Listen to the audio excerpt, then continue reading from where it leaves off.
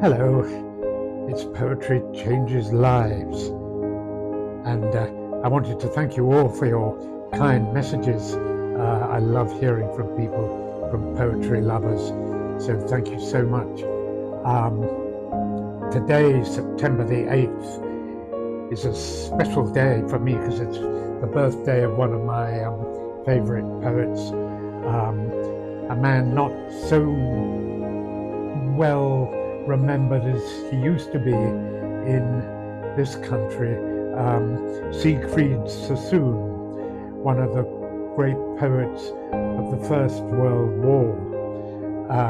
He's very popular in other parts of the world. In China, they absolutely can't get enough of him. So it's strange that he's not so well, not so much in fashion here, but I think he's absolutely great. He fought in the First World War. He was decorated with a military cross for great bravery, and my goodness me, the story goes that he captured almost single-handedly a German trench, and then stayed there for an hour to read some poetry.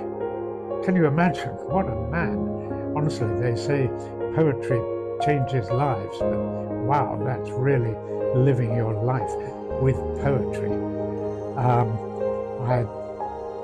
I just think that's amazing, and I love some of the things he says in his poems, such as, when he says, "In me the tiger sniffs the rose." I love that phrase.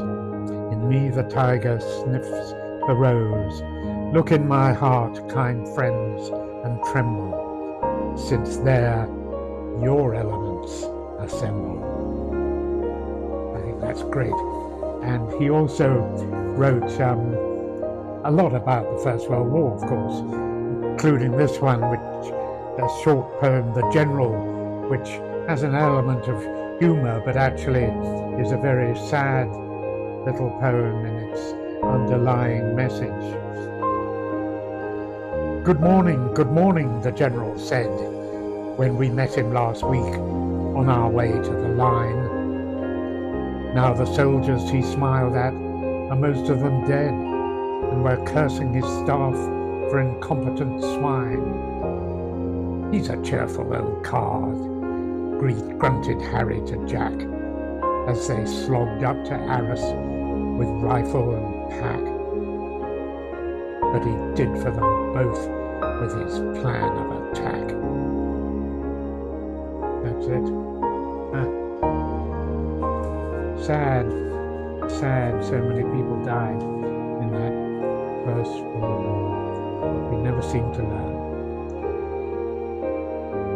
In today's reading, I couldn't publish any of Siegfried Sassoon's poems because of copyright reasons, but here's another poem by another of those poets from the First World War, Rupert Brooke, he who wrote, if I should die, think only this of thee, me, but there's some corner of a foreign land that is forever England.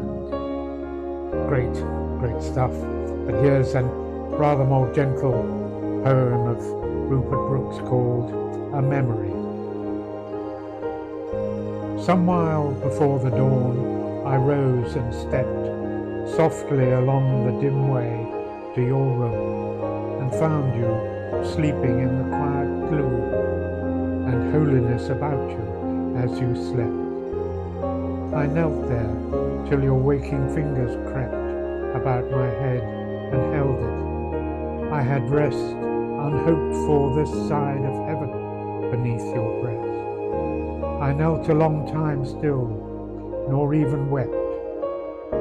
It was great wrong you did me, and for gain of that poor moment's kindliness and ease, and sleepy mother comfort. Child, you know how easily love leaps out to dreams like these, who has seen them true, and love that's wakened so takes all too long to lay asleep again. It's rather a gentle poem with a touch of sadness about it. Today I give thanks for the human spirit that can give poetry preference over fighting. Certainly did for Siegfried Sassoon. I'm not sure if I could ever reach those heights, but boy, I sure am impressed. Thank you for listening.